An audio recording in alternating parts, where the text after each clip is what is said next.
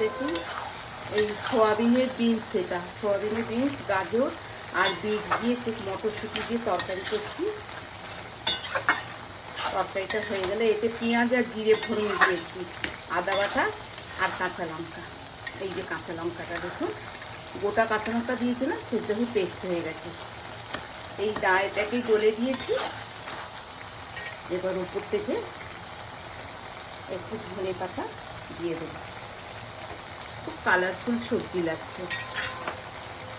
আর এটা হচ্ছে আমি একটু বেশি করে রাখি, জিরে আর তেজপাতা মানে রোস্ট করে পিষিয়ে নিয়েছি। তেজপাতাটাও শরীরে যাচ্ছে গুঁড়োটা, আর জিরে হেলদি হয়ে যাচ্ছে একদম খাবার। হয়েও গেছে,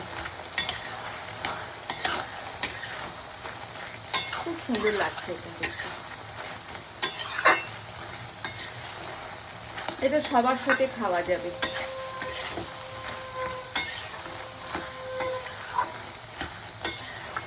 দেখুন হয়েও গেল দেখুন।